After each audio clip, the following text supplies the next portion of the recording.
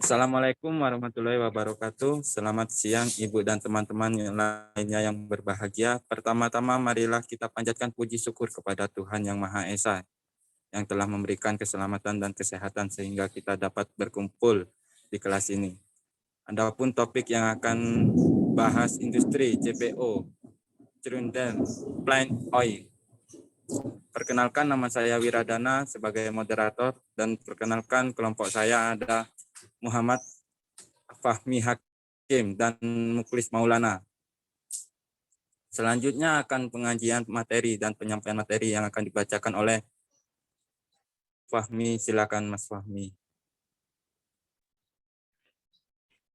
Assalamualaikum warahmatullahi wabarakatuh. Perkenalkan, nama saya Muhammad Fahmi Hakim. Saya mahasiswa semester 2 dari program studi teknik industri. Di sini saya akan menerangkan atau menjelaskan tentang industri CPO.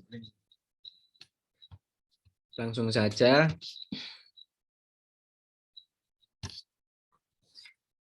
Industri berbasis perkebunan kelapa sawit merupakan industri yang berpotensi untuk meningkatkan perolehan nilai tambah domestik seiring dengan semakin berkembangnya produksi komoditas perkebunan di mana kelapa sawit sebagai sumber bahan baku industri tersebut.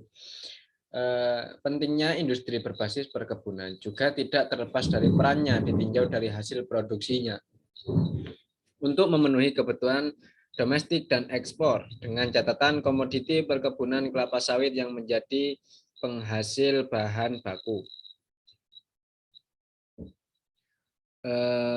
Industri pengolahan perkebunan kelapa sawit juga menghasilkan komoditi primer untuk memenuhi kebutuhan ekspor dan pengusahaannya yang melibatkan perusahaan pengolahan perkebunan berskala besar serta perkebunan besar dan rakyat. Crude palm oil atau CPO merupakan minyak kelapa sawit yang diperoleh dari hasil ekstraksi antara proses pengembang daging buah kelapa sawit dan belum mengalami pemurnian.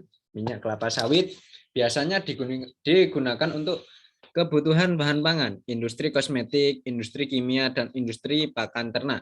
Pada saat ini pemerintah Indonesia menghadapi tantangan dengan adanya isu 3 monokloro dan propenedyl ester dan glicidal ester atau GE pada minyak kelapa sawit yang dapat menghambat perdagangan minyak kelapa sawit Indonesia ke depannya. Di pabrik kelapa sawit seringkali dilakukan penggabungan antara CPO mutu tinggi dan CPO mutu rendah yang mempengaruhi kualitas CPO. Selain itu, mutu CPO juga dipengaruhi oleh jarak waktu pemompaan CPO dari reclaimed tank ke vertical clarified tank atau VCT. Tujuan dari penelitian ini menetapkan waktu tenggang atau jarak waktu pemompaan dari reclaimed tank ke VCT yang optimal terhadap kualitas CPO. Jarak waktu pemompaan yang dilakukan adalah 0 jam, 2 jam, 4 jam, 6 jam, sampai 8 jam. Sedangkan waktu penyimpanan adalah 0 hari, 4 hari, lalu 4 hari, 12 hari, 16 hari, dan 20 hari. Dari hasil penelitian yang diperoleh, diketahui bahwa kombinasi perlakuan jarak waktu pemompaan CPO dari reclaimed tank ke VCT dan waktu penyimpanan CPO hingga 20 hari memberikan pengaruh yang signifikan terhadap mutu ALB, PV, DOBI, dan DF. Jika pencampuran CPO dan dari VCT dan reclaimed tank harus dilakukan, sebaiknya pemompaan dilakukan maksimum setiap 4 jam sekali. Dan waktu penyimpanan sebaiknya dilakukan hanya sampai 8 hari saja sebelum diolah lebih lanjut di refinery. Lalu dari hasil samping pengolahan CPO berupa PFAD telah dapat diolah menjadi kalsium, fat untuk pangan ruminansia, vitamin E dan magnesium sitrat untuk farmasi stabilizer pada thermal, pipa PVC, dan aditif untuk biokosmetik. Dari bahan baku CPO telah dilakukan penelitian sebagai berikut. 1. Melalui teknologi perengkahan katalitik telah dihasilkan bensin nabati RON 110 dan sedang dikembangkan pilot plant bensin nabati kapasitas 10 liter per hari. Melalui karboksilasi sabun logam berbasis minyak sawit telah dihasilkan diesel hijau sawit dengan angka setana 53,18. Saat ini sedang dikembangkan pabrik percobaan berkapasitas 20 liter per hari.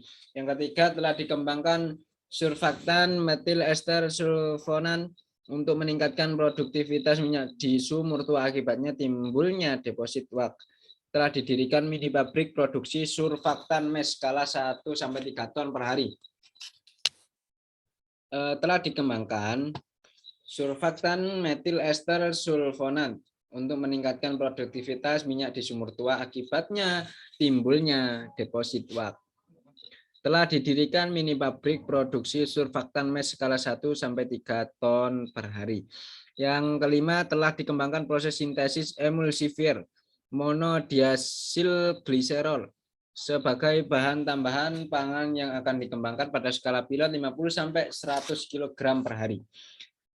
Yang keenam, telah berhasil dilakukan sintesis komponen aktif parfum, civeton, dan feromonas melalui reaksi olefin metatesis. Bahan aktif parfum ini mempunyai nilai ekonomis dan permintaan yang sangat tinggi pada pasar internasional. Di sini ada pengolahan dan proses awal bahan baku kelapa sawit ini, yang mana akan dijelaskan oleh Mas Moklis Maulana. Kepadanya kami persilahkan.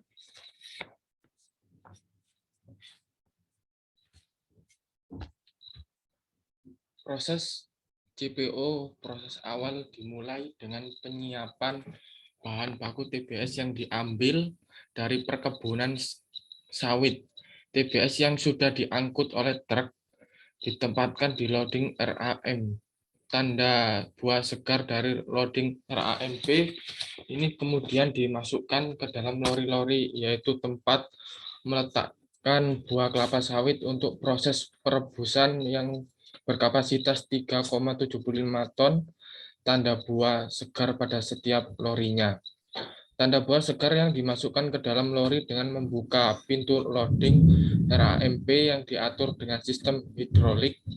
Pengolahan kelapa sawit menjadi CPO diawali dengan proses perebusan TBS ke dalam sterilizer bertipe horizontal tank. Selanjutnya, proses pengadukan dan pelumatan buah lebih lanjut akan menghasilkan bubur buah yang mengandung minyak. Minyak bebas dibiarkan keluar secara kontinu melalui lubang dasar digeser. Massa yang keluar dari gester diperas dalam screw press pada tekanan 30-50 bar dengan kondisi screw press bersuhu 90-95 derajat Celcius. Setelah proses pengepresan, untuk selanjutnya adalah proses penyaringan memakai vibrating screen bertujuan untuk memisahkan non-oil solid NOS yang berukuran besar seperti serabut, pasir, tanah, kotoran-kotoran yang lain terbawa dengan minyak. Untuk kesimpulannya, dari hasil ekonomi pabrik CPO dari buah kelapa sawit didapatkan IRR 45% yang mengidentifikasikan bahwa pabrik layak untuk didirikan dengan suku bunga 12% dan waktu pengambilan modal payout rate selama 2,6 tahun.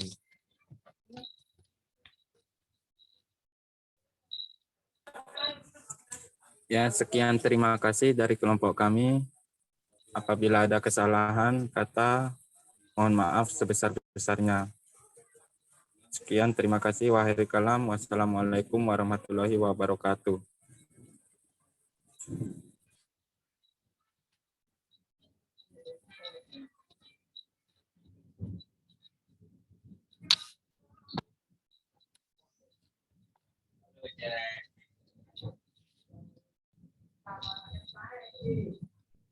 Mari